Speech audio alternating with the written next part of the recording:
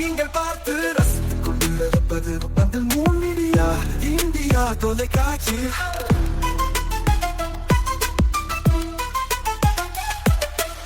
நீங்கள் பார்த்து ரசித்துக் கொண்டிருப்பது உங்கள் மீடியா இந்தியா தொலைக்காட்சி. நீங்கள் பார்த்து ரசித்துக் கொண்டிருப்பது உங்கள் மீடியா இந்தியா தொலைக்காட்சி.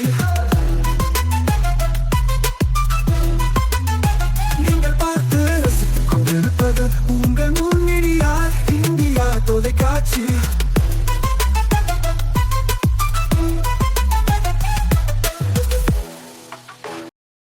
நாளும் ஒரு திருக்குறள்.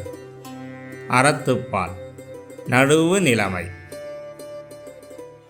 கேடும் பெருக்கமும் இல்லல்ல நெஞ்சத்து கோடாமை சான்றோர் கனி. விளக்கம். கேடும் ஆக்கமும் வாழ்வில் இல்லாதவை அல்ல. ஆகையால் நெஞ்சில் நடுவு நிலைமை தவறாமல் இருத்தலே சான்றோருக்கு அழகாகும்.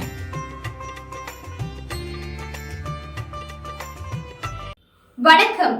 மூன் மீடியா செய்திகள். இன்றைய தலைப்புச் செய்திகள். புதுச்சேரிக்கு ஏப்ரல் 9 வாக்குப்பதிவு. மே 4 வாக்கு எண்ணிக்கை. நாளை முதல் வேட்புமனு தாக்கல் துவக்கம். குளத்தில் மூழ்கி 2 சிறுமிகள் உயிரிழப்பு. புதுச்சேரி அருகே சோகம். புதுச்சேரியில் நடைபெற்ற சமாதி விழா. திரளான பொதுமக்கள் பங்கேற்பு. இனி விரிவான செய்திகள். புதுச்சேரியில் ஏப்ரல் 9 வாக்குப்பதிவு நடைபெறுகிறது. தேர்தல் ஆணையம் தேதியை அறிவித்தது. தமிழ்நாடு, புதுச்சேரி, கேரளா, அசாம் மற்றும் மேற்கு வங்காளம் ஆகிய 5 மாநிலங்களிலும் சட்டசபை பொதுத் தேர்தல் நடைபெறவுள்ளது. புதுச்சேரி சட்டசபையின் பதவிக்காலம் ஜூன் 15 தமிழகத்தில் தற்போதைய 16வது சட்டசபையின் பதவிக்காலம் மே 10 முடிவடைகிறது.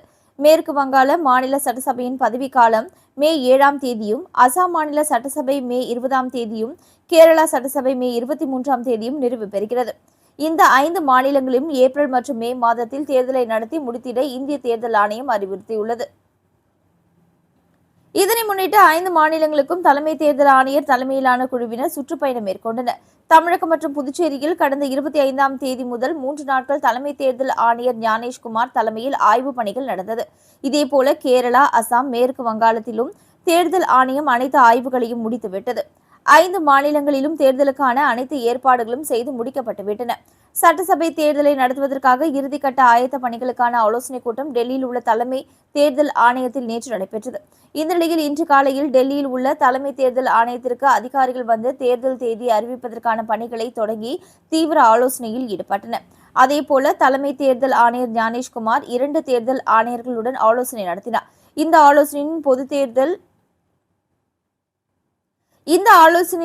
தேர்தல் தேதி அட்டவணையை வெளியிடுவதற்கான ஒப்புதல் அளிக்கப்பட்டது. இந்த நிலையில் தமிழகம் உள்ளிட்ட 5 மாநில சட்டசபை தேர்தலுக்கான அறிவிப்பு இன்று மாலை 4 மணிக்கு வெளியானது. தலைமை தேர்தல் ஆணையர்கள் மற்றும் 2 தேர்தல் ஆணையர்கள் பத்திரிகையாளர்களை சந்தித்தார்கள்.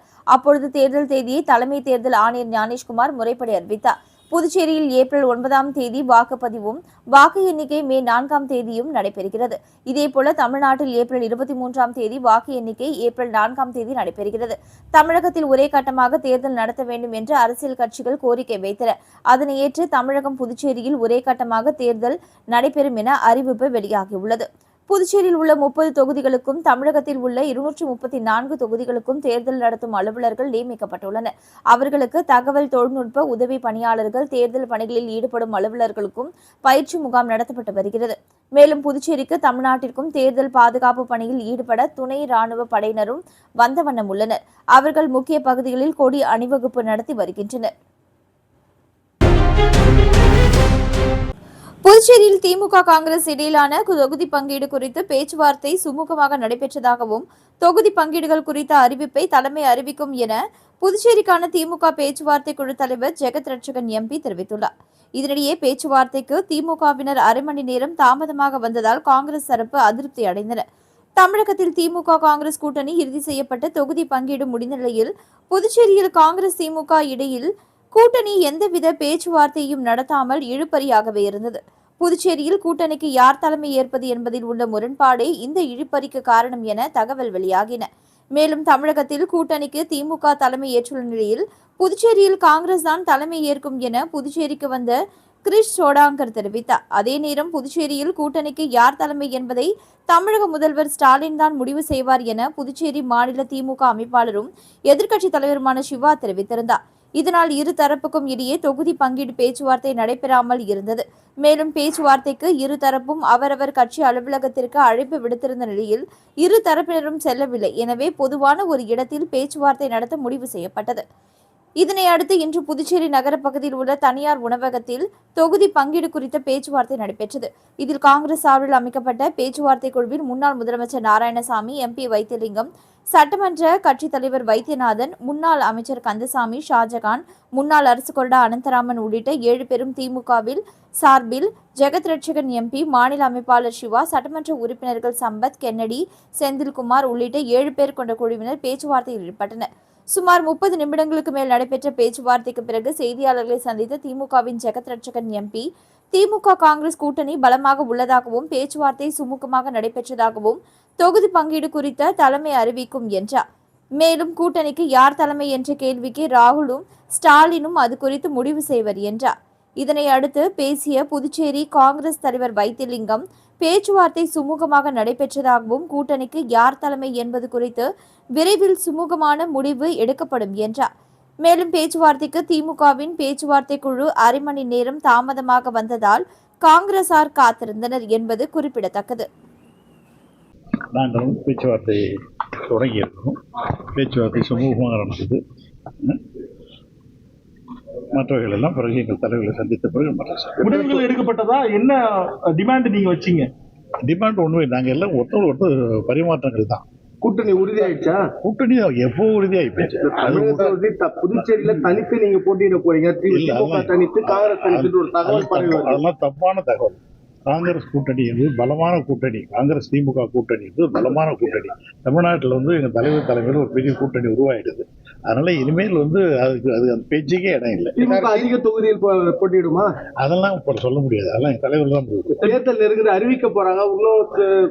அது ஒன்று டைம் இருக்கு. முன்னாடி எத்தனை தொகுதியில் போட்டியிட திட்டமிட்டு இருக்கும் திமுக? காங்கிரஸ் திமுக கூட்டணி 30 தொகுதியில் போட்டியிடும். புதுச்சேரியில யாரு தலைமையில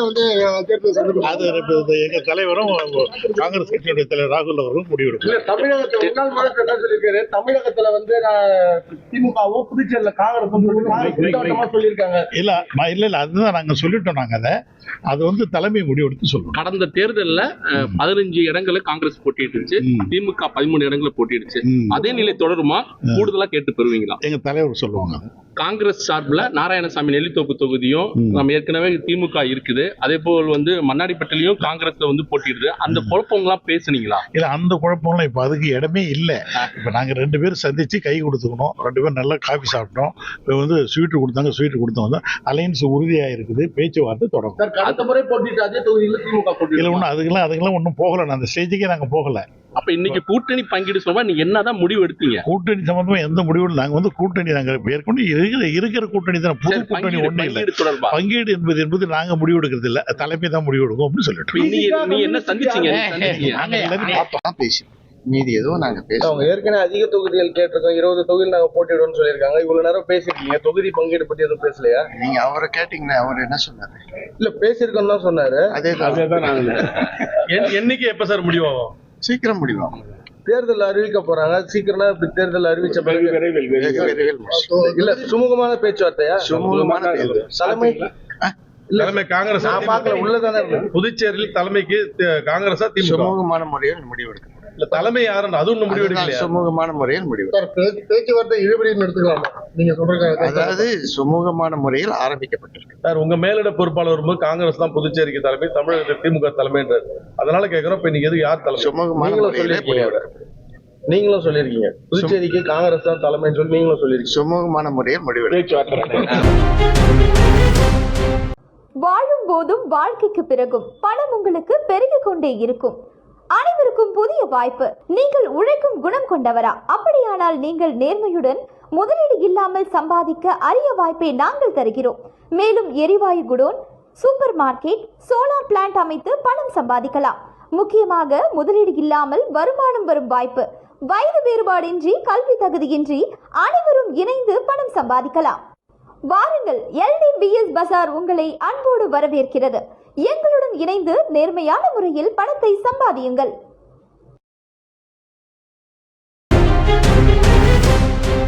தாமரை பறிக்க சென்று குளத்தில் மூழ்கிய அக்கா தங்கை, தேரோட்டத்திற்காக உடல் அடக்கத்தை தள்ளி வைத்த பெற்றோர். புதுச்சேரி அடுத்த தமிழக பகுதியான விழுப்புரம் மாவட்டம் கோட்டக்குப்பம் அடுத்த கீழ்புத்துப்பட்டு சாவடி பகுதியை சேர்ந்த டிரைவரான ஐயனார், இவரது மனைவி ஜெயந்தி, இவர்களுக்கு 11 வயதில் ஹர்ஷினி மற்றும் 8 வயதில் கயல் ஆகிய 2 பெண் குழந்தைகள் இருந்தனர். காலாப்பட்டில் உள்ள தனியார் பள்ளியில் ஹர்ஷினி 6ஆம் வகுப்பும் கயல் 3ஆம் வகுப்பும் படித்து வந்தனர். கீழ்புத்துப்பட்டு சாவடி பகுதியில் உள்ள அங்காளம்மன் கோவில் திருவிழா கடந்த 3 நாட்களாக நடந்து வருகிறது. நேற்று ஜெயந்தி தனது 2 மகள்களையும் கோவிலுக்கு சென்று சாமி கும்பிட்டு வரும்படியும் சாமிக்கு பூஜை செய்ய கூடையில் பூ வைத்து அனுப்பியுள்ளார். தாய் கொடுத்து அனுப்பிய பூவுடன் சேர்த்து தாமரை பூவையும் சாமிக்கு கொண்டு செல்வதற்கு ஹர்ஷினி மற்றும் கயல் இருவரும் அதே பகுதியில் உள்ள கங்கையம்மன் கோவில் குளத்தில் தாமரை பூ பறிக்க சென்றுள்ளனர்.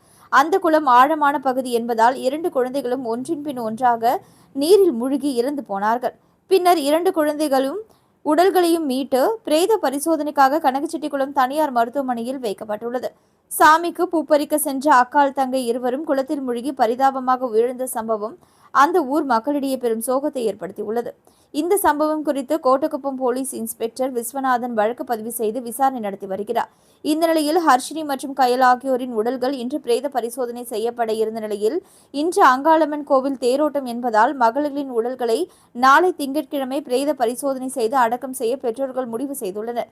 ஆண்டிற்கு ஒரு முறை நடக்கும் அங்காளம்மன் கோவில் திருவிழா தேரோட்டம் நடைபெற தங்களின் குழந்தைகளின் உடல்களை நாளை அடக்கம் செய்ய பெற்றோர்கள் முடிவு செய்தது சோகத்திலும் கிராம மக்களை வியக்க வைத்தது.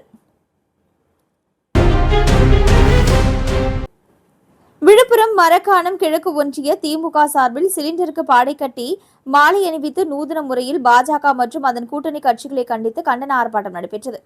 தமிழகம் முழுவதும் திமுக மற்றும் அதன் கூட்டணி கட்சி சார்பில் தமிழ்நாட்டிற்கு மத்திய அரசின் திட்டங்களும் இல்லை, அடுப்பெரிக்க கேஸ் சிலிண்டரும் இல்லை, மத்திய அரசு தொடர்ந்து தமிழ்நாட்டை வஞ்சித்து வருகிறது, கேஸ் சிலிண்டருக்கு பெரும் தட்டுப்பாடு ஏற்பட்டு மக்கள் அவதிப்பட்டு வருகின்றனர், உணவகங்கள், வணிக நிறுவனங்கள், விடுதிகள் இயங்க முடியவில்லை, சிறு குறு தொழில்கள் பாதிக்கப்பட்டுள்ளன, முதல்வர் ஸ்டாலின் பிரதமர் மோடிக்கு கடிதம் வாயிலாக நிலைமையை வலியுறுத்தியும் மத்திய அரசு நிலைமையை சீராக்க நடவடிக்கை எடுக்கவில்லை, தமிழ்நாட்டை தொடர்ந்து வஞ்சித்து வரும் பாஜக அரசையும் அதன் துணையாக இருக்கும் அதன் கூட்டணி கட்சிகளையும் கண்டித்து விழுப்புரம் வடக்கு மாவட்டம் மரக்காணம் கிழக்கு ஒன்றிய திமுக சார்பில் மரக்காணம் ஊராட்சி ஒன்றிய குழு தலைவரும் மரக்காணம் கிழக்கு ஒன்றிய கழக செயலாளருமான தயாளன் தலைமையில் மரக்காணம் அடுத்த கீழ்புத்துப்பட்டு ஊராட்சியில் கண்டன ஆர்ப்பாட்டம் நடைபெற்றது.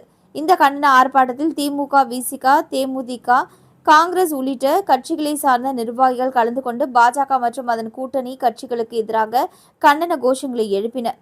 மேலும் நூதன முறையில் சிலிண்டருக்கு பாடை கட்டி மாலை அணிவித்து ஊர்வலமாக எடுத்து சென்றனர்.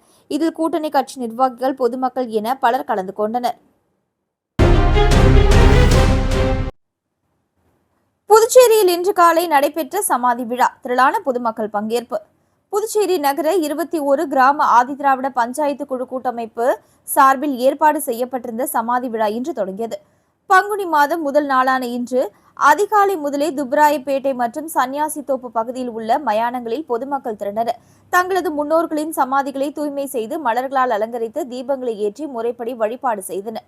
இந்த விழாவிற்கான ஏற்பாடுகளை புதுச்சேரி நகர 21 கிராம ஆதிதிராவிட பஞ்சாயத்து குழு கூட்டமைப்பினர் செய்திருந்தனர்.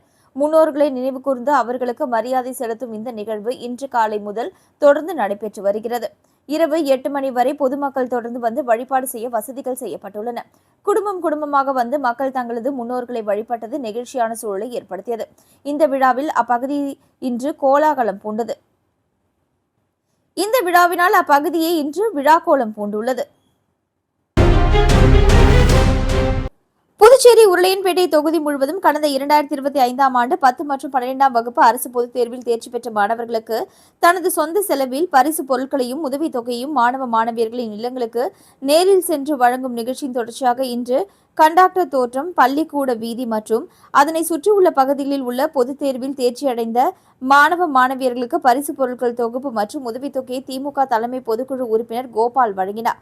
இந்நிகழ்ச்சியில் தொகுதி திமுக கழக உறுப்பினர்களும் மற்றும் ஊர் மக்கள், கிளை செயலாளர்கள் ஆகியோர் உடனிருந்தனர். மீண்டும் இன்றைய முக்கிய செய்திகள். புதுச்சேரிக்கு ஏப்ரல் 9 வாக்குப்பதிவு, மே 4 வாக்கு எண்ணிக்கை. நாளை முதல் வேட்புமனு தாக்கல் துவக்கம்.